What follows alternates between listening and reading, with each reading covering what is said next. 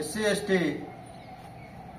రిజర్వేషన్ల వర్గీకరణ పైన సుప్రీంకోర్టు ఇచ్చినటువంటి తీర్పును వ్యతిరేకిస్తూ మాల సంఘాలు మరియు దళిత సంఘాల ఐక్యవేదిక ఆధ్వర్యంలో ఈ నెల 22వ తేదీన హలో మాల చలో ఒంగోలు పేరుతోటి ఒంగోలులోని నెల్లూరు బస్టాండ్ సెంటర్లో ఉన్నటువంటి అంబేద్కర్ ఆడిటోరియంలో సభ నిర్వహిస్తూ ఉన్నాము.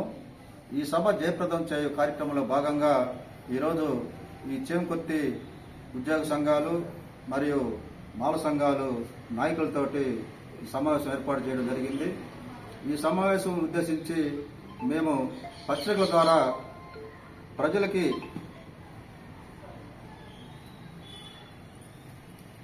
మేము ఈ తీర్పుల గురించి వివరణ ఇస్తా ఉన్నాము. సుప్రీంకోర్టు తీర్పు ఆర్టికల్ 341కి వ్యతిరేకంగా ఈ తీర్పు ఇవ్వడం జరిగింది. ఈ తీర్పు మనువాదం తీర్పు అని మేము చెప్తా ఉన్నాం.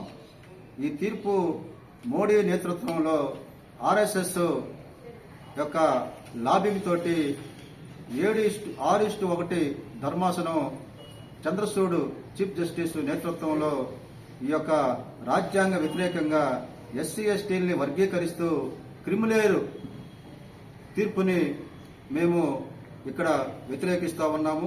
ఈ తీర్పుని పునః పరిశీలించాలని, రద్దు చేయాలని గౌరవ సుప్రీంకోర్టుని కోరుతా ఉన్నాము. ఆ క్రమంలో భాగంగానే మేము ఈ నెల 22వ తేదీన హలో మాల చలో కార్యక్రమాన్ని చేపట్టడం జరిగింది. ఈ కేసు యొక్క పూర్వరంగం ఏమిటంటే 1997 అప్పుడున్నటువంటి ముఖ్యమంత్రి చంద్రబాబు ఎటువంటి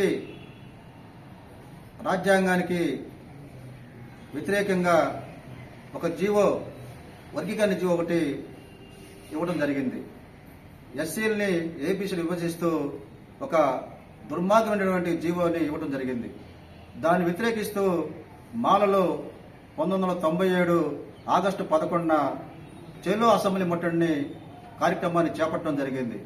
ఆ కార్యక్రమంలో లక్షలాది మాలలు ఉమ్మడి హైదరాబాద్ సచివాలయాన్ని ముట్టడం జరిగింది. ఆ ముట్టడిలో ఆనాటి పోలీసులు ఎటువంటి ముందస్తు ఆదేశాలు లేకుండా బాసువాయువు ఇవి గుర్రాలతోటి తొక్కించటము, లాఠీ చార్జ్ చేయటము, పాశవికంగా లాఠీ చార్జ్ జరిగింది. ఈ లాఠీ చార్జిలో 2 మాలలు గోపతోడి నారాయణ, పానిక శాస్త్రీయులు అమరులయ్యారు.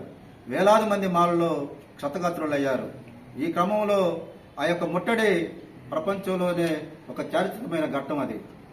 ఇది మాలలు ఇచ్చినటువంటి ఈ యొక్క ఆందోళనకి తలగ్గినటువంటి చంద్రబాబు అతను ఒక కమిషన్ ఇవ్వడం జరిగింది. ఆ కమిషన్ ఆదేశాలు పెట్టుకొని మనం హైకోర్టులో మాల్ రిట్ పిటిషన్ దాఖలు చేశారు. ఈ రిట్ పిటిషన్ని మళ్ళా చంద్రబాబు మేనేజ్ చేసి రిట్ పిటిషన్ కొట్టేయడం జరిగింది. కొట్టేసినప్పుడు ఈవి చెన్నయ్య గారు నేతృత్వంలో పివి రావు గారు, మల్లి వెంకటరావు గారు వీళ్ళు ముగ్గురు కలిసి స్పెషల్ పిటిషన్ సుప్రీంకోర్టులో దాఖలు చేయడం జరిగింది. ఈ స్పెషల్ పిటిషన్ విచారించినటువంటి సంతోష్ హెగ్డే జడ్జి గారు 5 ధర్మాసనం ఈ జీవో రాజ్యాంగ విరుద్ధం, రాష్ట్ర ప్రభుత్వాలకు ఎటువంటి అధికారాలు లేవు, రాజ్యాంగంలో 341 ఆర్టికల్కి ధిక్కరణ అని చెప్పేసి ఫుల్ బెంచ్ 5 ధర్మాసనం కొట్టివేయడం జరిగింది. ఈ తీర్పుని కొట్టివేసిన తర్వాత 2004 నవంబర్ 5 కొట్టివేయడం జరిగింది. కొట్టివేసిన తర్వాత సుమారు నిన్నటి వరకు ఆగస్టు 1 వరకు 20 సంవత్సరాలు ఉమ్మడి రిజర్వేషన్లు కొనసాగిన ఈ రాష్ట్రంలో. అయితే 2011లో పంజాబ్ ప్రభుత్వం ఆ రాష్ట్రంలో వాల్మీకులకి, మజిబ్ సిక్కులకి 50% రిజర్వేషన్లు ఎట్టయితే ఆ రోజు మన ఆంధ్రప్రదేశ్లో చంద్రబాబు ఇచ్చాడో ఒక వర్గీకరణ, అట్లాగే ఆ రాష్ట్ర ప్రభుత్వం కూడా ఒక వర్గీకరణ ఆడిచ్చింది. దాన్ని అక్కడ వ్యతిరేకించినటువంటి చమ్మర్లు అంటే మాదిగలు, పంజాబ్ రాష్ట్రంలో మాలలు వ్యతిరేకించాల వర్గీకరణ, మాదిగలు వ్యతిరేకించి చమ్మర్ మహాసభ ఆగ్ని అసోసియేషన్ పేరుతోటి వాళ్ళు హైకోర్టులో రిట్ వేశారు. హైకోర్టులో రిట్ వేస్తే వాళ్ళు హైకోర్టులో గెలిచారు. చమ్మర్లో హైకోర్టులో పోయి కొట్టేపించారు.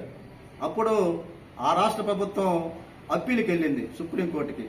అయితే గతంలో ఇక్కడ 97లో చంద్రబాబు జీవని ఇక్కడ మాలలు కొట్టేపిస్తే ఇక్కడున్నటువంటి గవర్నమెంట్ ఎవరు కూడా అప్పీల్కి పోలా. ఈవెన్ మాదిగలు కూడా ఎవరు అప్పీల్కి పోలా మన ఉమ్మడి రాష్ట్ర ఆంధ్రప్రదేశ్ నుంచి. అయితే పంజాబ్ రాష్ట్రంలో ఆ రాష్ట్ర ప్రభుత్వం అప్పీల్కి వెళ్ళింది సుప్రీంకోర్టుకి. అప్పీల్కి వెళితే అప్పీల్లో అరుణ్ మిశ్రా 5 జడ్జీల ధర్మాసనం ఏం చెప్పిందంటే ఇది ఆర్టికల్ 16 క్లాజ్ 4 ప్రకారం రాష్ట్ర ప్రభుత్వానికి అధికారం ఉంది. అయితే ఆంధ్రప్రదేశ్లో ఈవి చెన్నై గారి పిటిషన్ మేరకు 5 ధర్మాసనం సంతోష్ హెగ్డే ఇది ఆర్టికల్ 341కి ధిక్కరణ అని చెప్పేసి కొట్టివేయడం జరిగింది. కాబట్టి మా ధర్మాసనానికి చెప్పేటువంటి హక్కు లేదు, కాబట్టి ఇది విస్తృత ధర్మాసనం చెప్పాలి తీర్పు అని చెప్పేసి ఆయన అరుణ్ మిశ్రా గారు విస్తృత ధర్మాసనం రెఫర్ చేయడం జరిగింది. ఈ విస్తృత ధర్మాసనం ఉన్నటువంటి 7 జడ్జీలు చంద్రచూడ్ నేతృత్వంలో వీళ్ళు ఏం చేశారంటే మొన్న ఫిబ్రవరి 6-7 తేదీల్లో వాదనలు విన్నారు. విన్ని ఈ యొక్క జడ్జిమెంట్ ని రిజర్వ్ చేశారు. అంటే కుట్ర ఇక్కడి నుంచి స్టార్ట్ అయింది. మోడీ యొక్క జడ్జిమెంట్ ఇవ్వనివ్వకుండా ఎలక్షన్ దృష్టి పెట్టుకొని జడ్జిమెంట్ రిజర్వ్ చేయించాడు ప్రకటించకుండా. ఆ దశలో ఈ యొక్క కృష్ణ మాదిగ తోటి మోడీ లాబింగ్ నడిపి మాదిగ ఓట్ బ్యాంక్ కోసం తెలంగాణలో ఒక పాచిక వేసి ఓట్ బ్యాంక్ కోసం అతను మోడీ కృష్ణ మాదిగ తోటి నీకు నేను తీర్పు